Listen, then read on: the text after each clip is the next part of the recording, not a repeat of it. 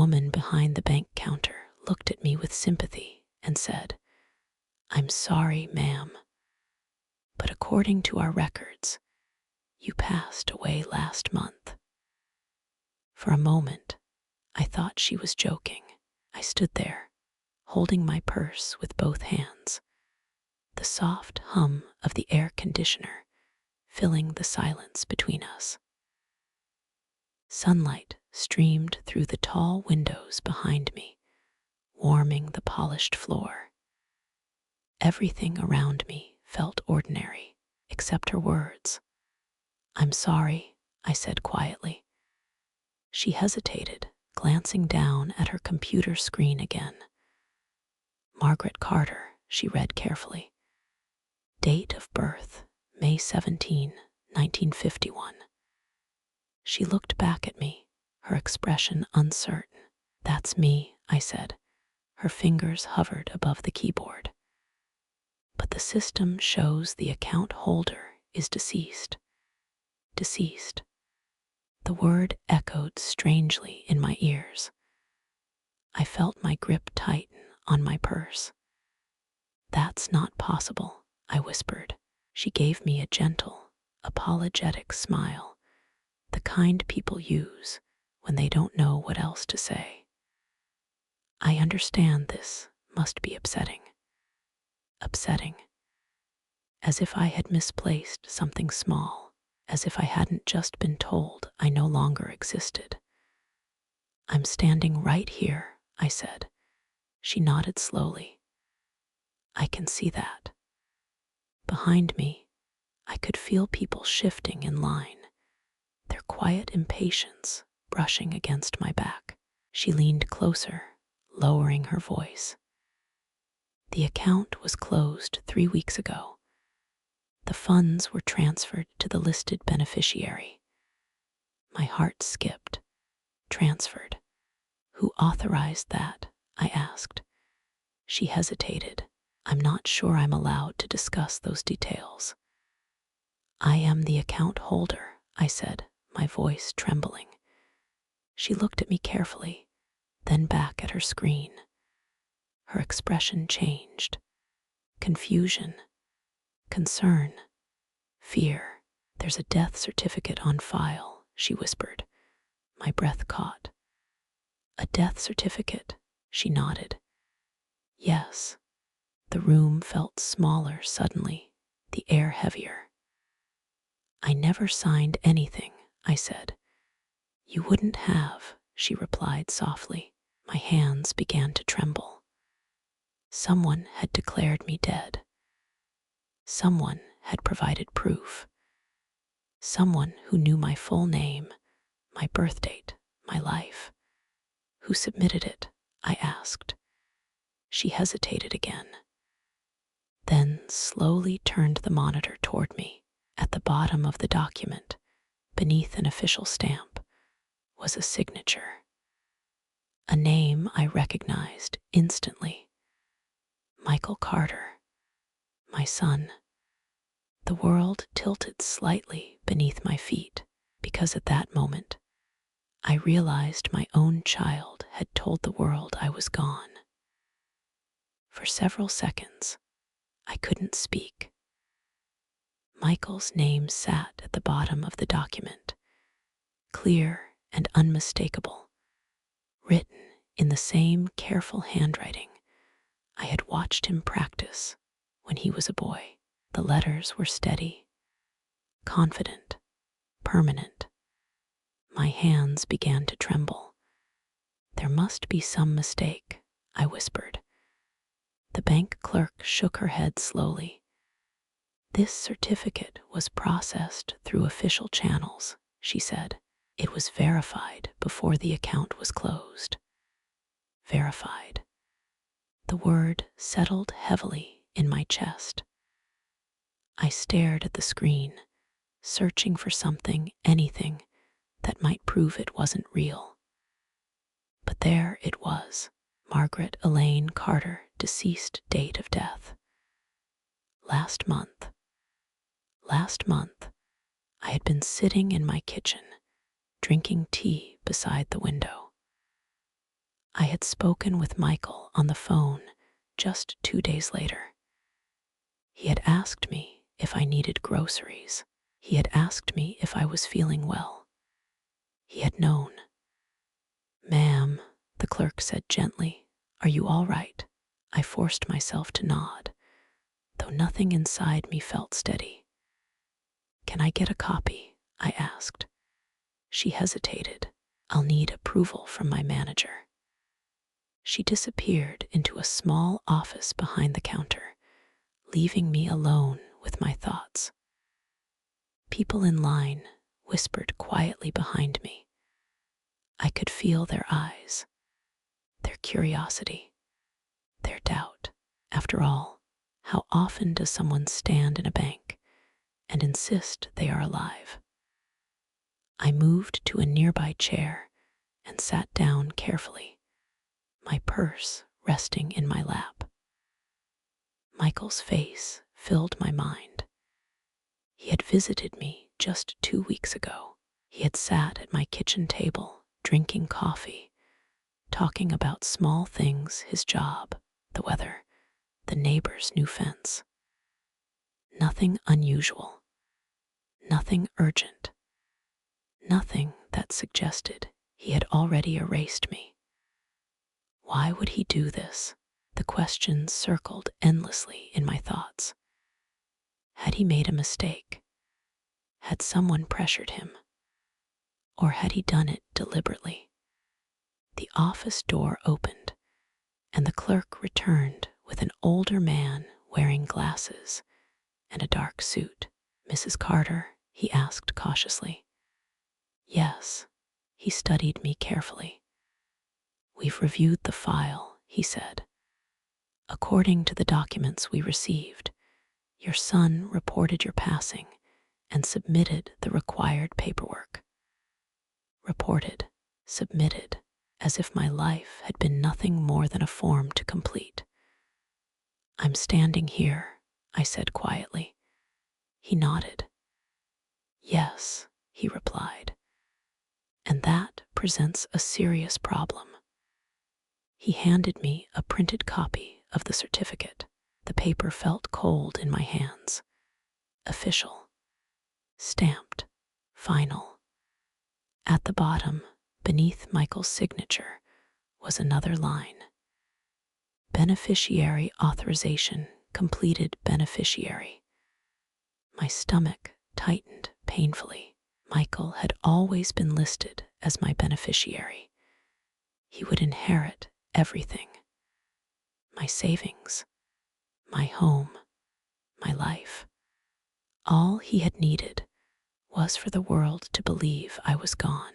I sat there in the bank chair, staring at the paper as if it might disappear if I blinked. The ink was dark and sharp. Official stamps pressed into the page. My name printed clearly above the word that did not belong to me. Deceased. I had never imagined seeing my own death written so calmly. The bank manager sat across from me now, his hands folded carefully on his lap. He spoke slowly, choosing each word with caution. "Mrs. Carter," he said, "the funds from your account were transferred according to the beneficiary instructions." My fingers tightened around the paper. "How much?" I asked quietly. He hesitated. "All of it, all of it. 40 years of saving. Every paycheck I had set aside, every careful decision, every sacrifice after my husband passed. Gone. And it went to my son," I whispered. He nodded. "Yes." The word echoed in my chest. "Michael." I left the bank slowly, the death certificate folded carefully inside my purse. The sunlight outside felt too bright, too normal, as if the world hadn't noticed what had just happened. Cars passed. People crossed the street. Somewhere nearby, A child laughed. Life moved forward, except mine had been erased. My hands trembled slightly as I unlocked my car and sat behind the wheel. For several minutes, I didn't turn the engine on. I simply stared ahead, trying to steady my breathing. Michael's face filled my thoughts. His quiet smile, his gentle voice, the way he always said, "Don't worry, Mom, I'll take care of everything." I had believed him because mothers believe their children. I finally started the engine and drove home, the familiar streets passing by like fragments of another life. Every turn brought me closer to the place where I had spent nearly half a century. My house stood at the end of Maple Street, just as it always had. The white paint was slightly faded. The porch railing leaned a little to the left, where my husband had promised to fix it. The maple tree in the yard cast its long afternoon shadow across the grass. For a moment, relief washed over me. It was still there, still mine. I parked and walked toward the front door, reaching into my purse for my keys, my fingers wrapped around the familiar metal. I inserted the key into the lock, turned it. It didn't move. I frowned and tried again, pressing harder. The key stopped halfway.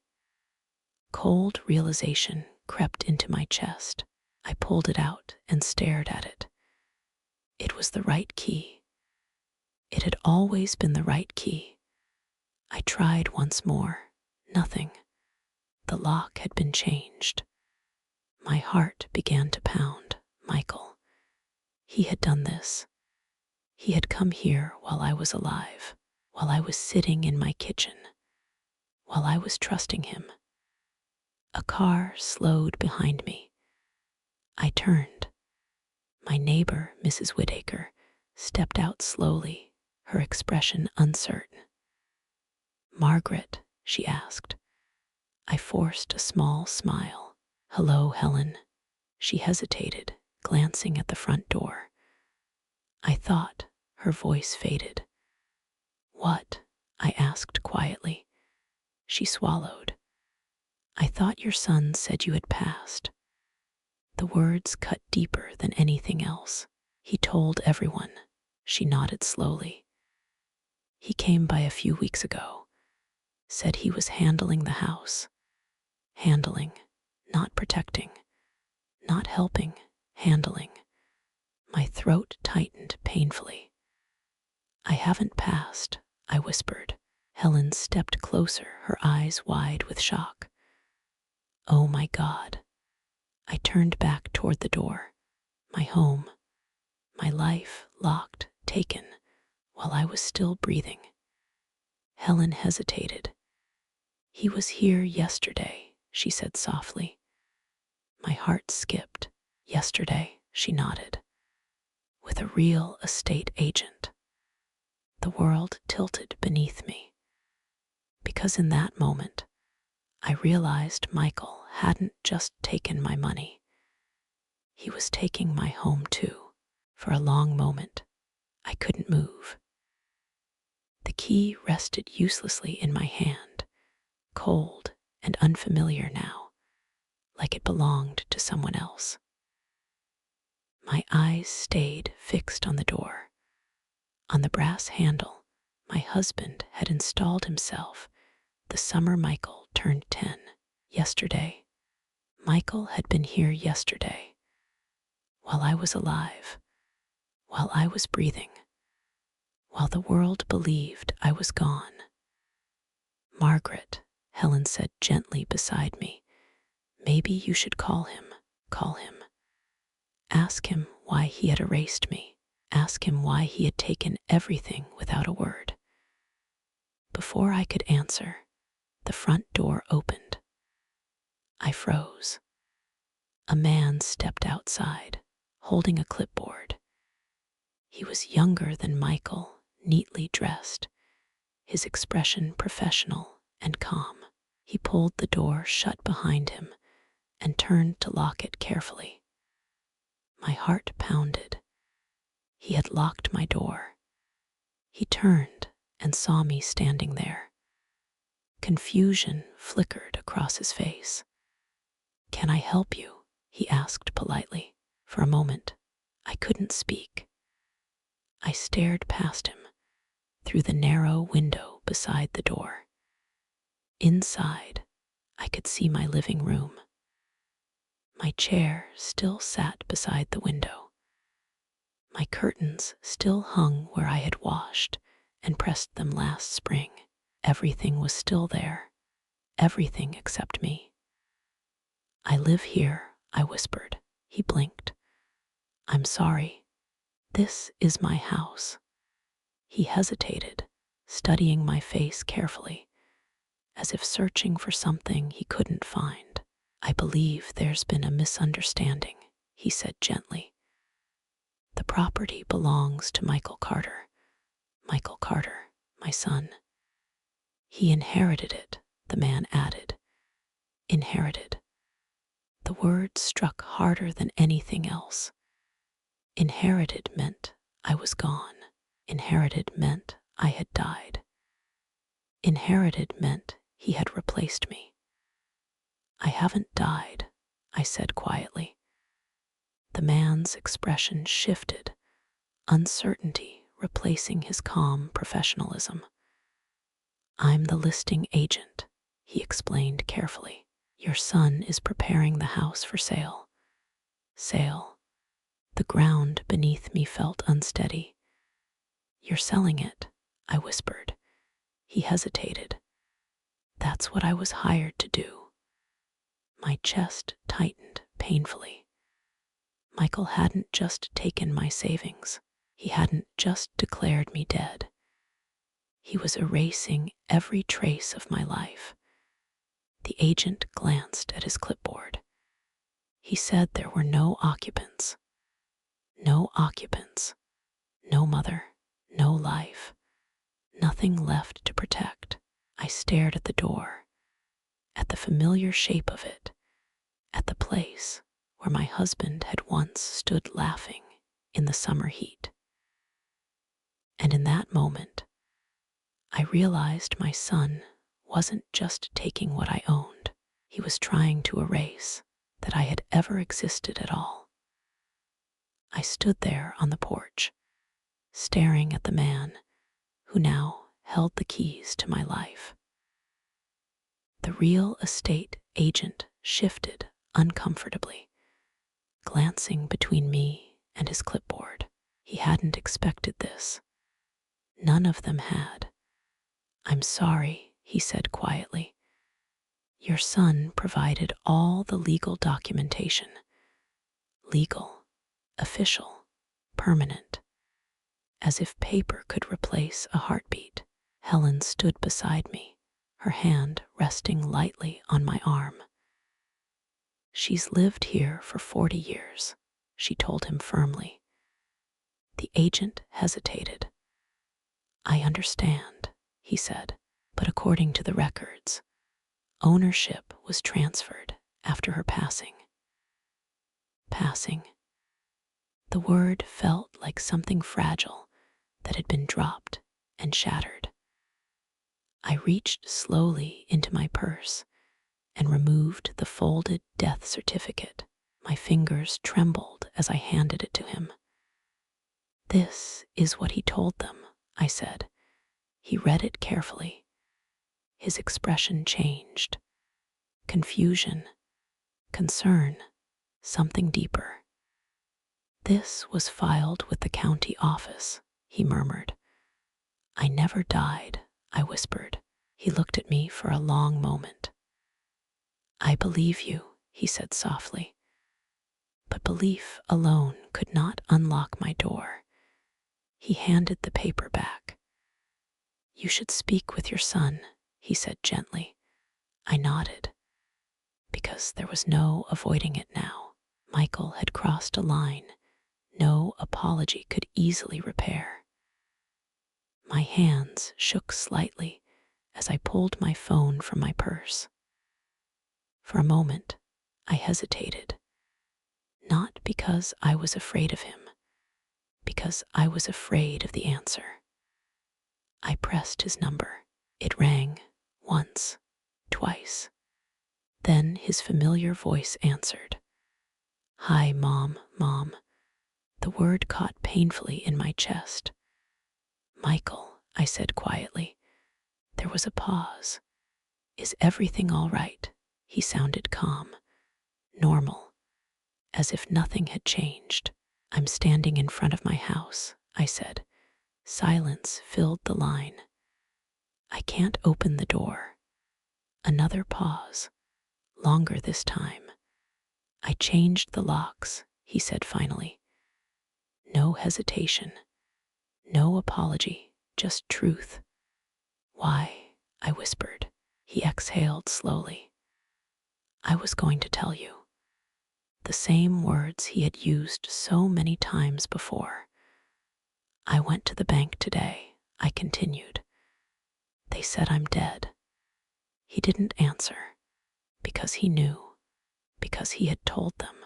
"I saw your signature." Silence again. Then I did what was necessary. The word cut deeper than anger ever could. "I'm alive," I said. His voice hardened slightly. "The records say otherwise." My knees weakened. He had convinced himself, convinced the world, convinced everyone except me. "You took everything," I whispered. "I'm protecting what belongs to the family," he replied. "Protecting. Not stealing. Not betraying. Protecting." "I am your family," I said. He didn't answer, because somewhere along the way he had decided I was already gone. I didn't go home that night, because I no longer had one. Helen insisted I stay with her, and I was too tired to argue. Her guest room was small and warm, but I lay awake staring at the ceiling, the death certificate resting on the nightstand beside me. My name, my date of death, my son's signature. Every time I closed my eyes, I saw Michael standing in my kitchen, pouring himself coffee as if nothing in the world could ever break us apart. Morning came slowly. I rose early before Helen woke and dressed in the same clothes I had worn the day before. They felt heavier now, as if they carried the weight of someone else's life. There was only one place left to go: the county record's office. If Michael had declared me dead, the truth would be there. The building stood downtown, tall and gray, its windows reflecting the pale morning sky.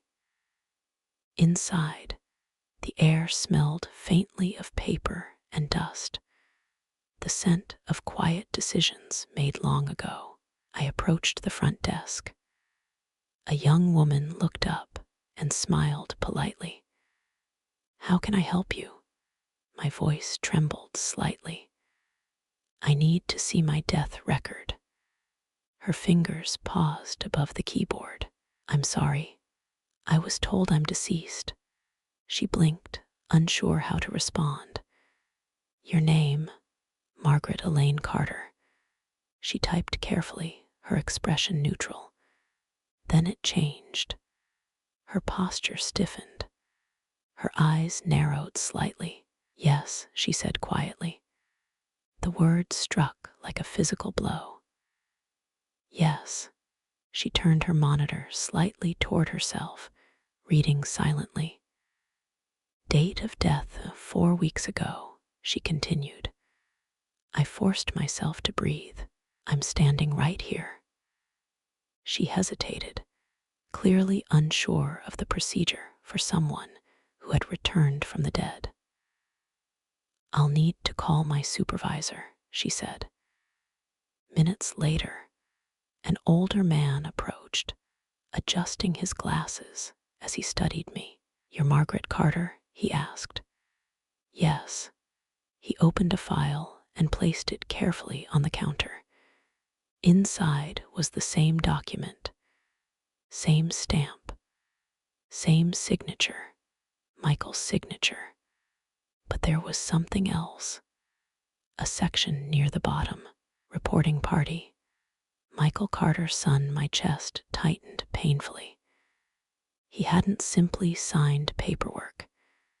He had reported my death himself.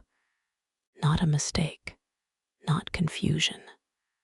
A choice. The supervisor spoke gently. All records were submitted with proper documentation. "What documentation?"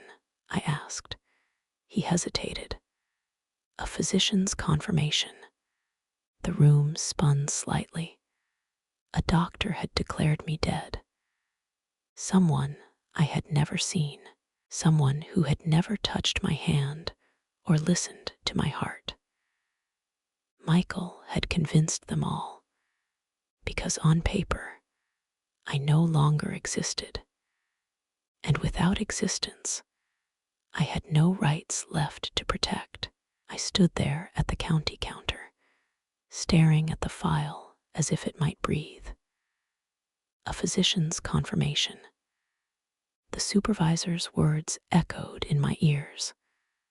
"What doctor?" I asked quietly. He adjusted his glasses and turned a page inside the folder. "Dr. Leonard Hayes," he read. The name meant nothing to me. "I've never seen him." He looked at me carefully. This certificate was submitted through proper legal channels. Proper, legal. Words that made something impossible sound routine. My hands trembled. "May I have a copy?" I asked. He hesitated. "Yes." He handed me the paper. At the bottom, beneath Michael's signature, was another name. Leonard Hayes, MD, attending physician attending. The word made my stomach turn. He had attended nothing. He had never sat beside my bed. He had never held my wrist. He had never watched me breathe. Yet he had declared the moment I stopped. "Where does he work?" I asked. The supervisor pointed to the address, printed beneath the signature. A small medical office across town. I folded the paper carefully and placed it back into my purse. My heart beat faster now, not from grief, but from something sharper, truth. If Michael had declared me dead, and a doctor had confirmed it, someone had lied. Outside, the air felt colder. I sat in my car for several minutes before turning the key. My hands rested on the steering wheel, steady now, because grief had begun to turn into clarity. I drove across town slowly, watching the buildings pass by. When I reached the address, the clinic stood quiet and ordinary. A small sign hung above the door.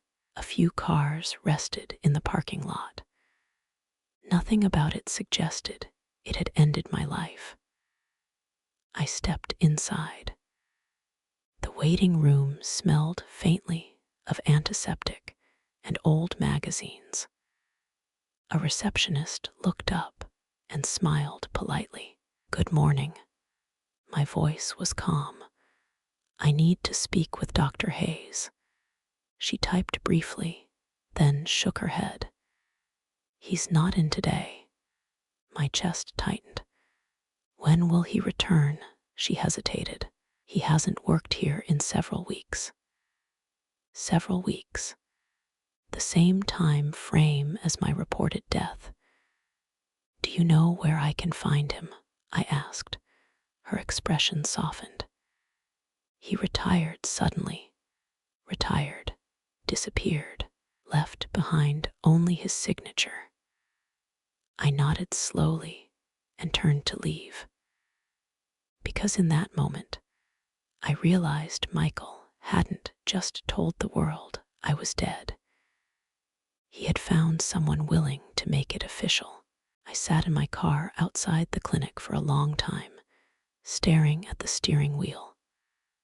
Dr. Hayes had retired, conveniently, quietly, just weeks after declaring me dead. The paper rested in my purse beside the death certificate, both carrying the weight of a lie that had spread farther than I could have imagined. Michael hadn't made a mistake. He had built something deliberate, careful, permanent, but every lie leaves something behind. Every lie touches someone else. My thoughts drifted to the one person Michael could never fully control. Daniel, my grandson. He had called me 3 nights ago, asking how I was feeling, reminding me to drink water during the heat. He had always spoken to me with warmth, without the careful tone Michael had begun using. He still saw me, not as fragile, not as fading, as myself. My fingers trembled slightly as I dialed his number. It rang twice. Grandma, relief filled my chest at the sound of his voice. Daniel, I whispered.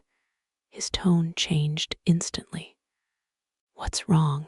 I hesitated, because saying it aloud made it real. Your father told the government I died. Silence, complete and heavy. What? He said finally. He signed papers, I continued. He took my savings. He changed the locks. I could hear his breathing quicken. That's not possible. I saw the documents. Another silence, longer this time. Then his voice lowered. He came to my apartment last month. My heart tightened. What did he say? He asked if I thought you were forgetting things, Daniel replied. He asked if you seemed confused. Forget. Confused. The words Michael had used so often. I told him no, Daniel said firmly. I told him you were fine. My chest ached. He didn't argue, Daniel added. He just said he was trying to prepare, not protect, not help prepare. Daniel spoke again. Where are you now? At Helen's house. I'm coming, he said immediately. You don't have to. Yes, I do. His voice carried something Michael's no longer had. Loyalty. I'll be there in an hour.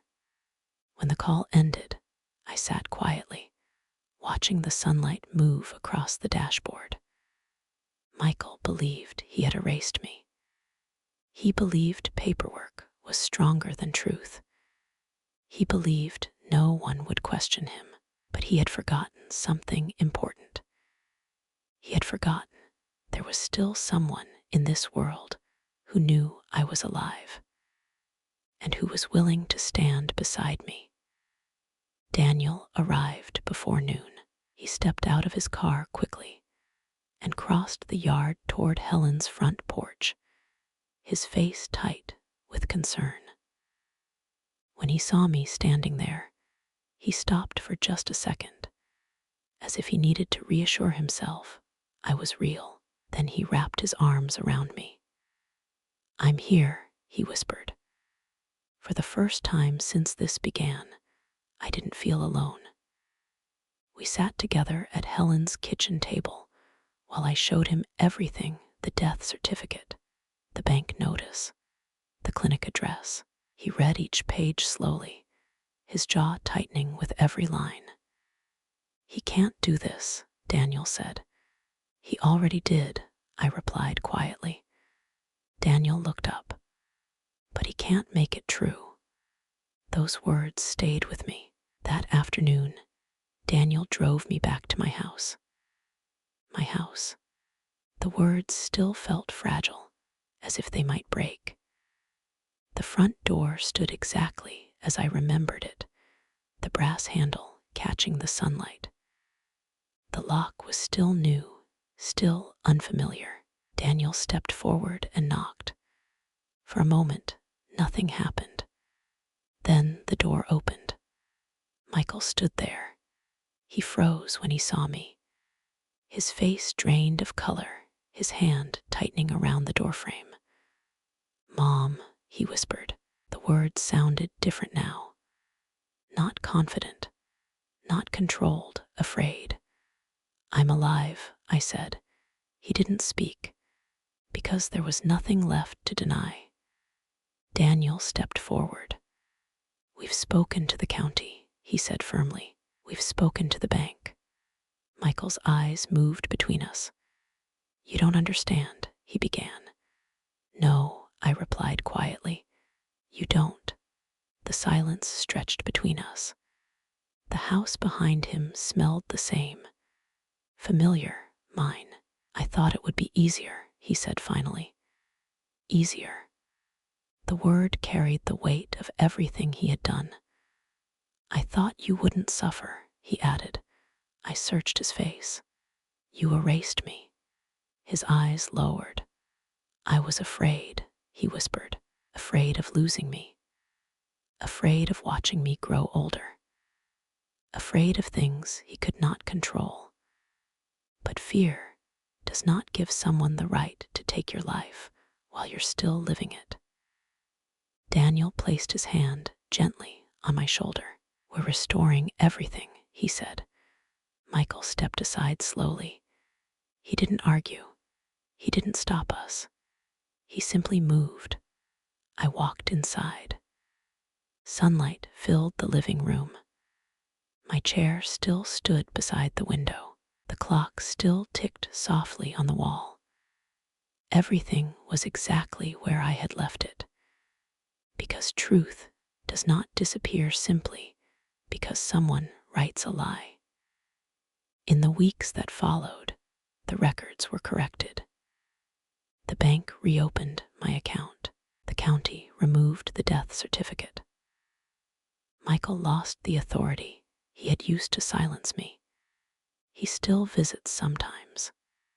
He sits quietly, no longer certain. And I sit in my chair beside the window, watching the maple tree sway in the wind, grateful for every breath I still carry, because growing older does not mean disappearing. It does not mean surrendering your voice. And sometimes, the greatest act of courage is simply reminding the world that you are still here. Thank you for being here and listening. If this story touched you, please tap the like button. It helps more than you know. Subscribe if you'd like to hear more stories like this. And if you feel comfortable, leave a comment telling me where you're listening from or sharing a small part of your own story.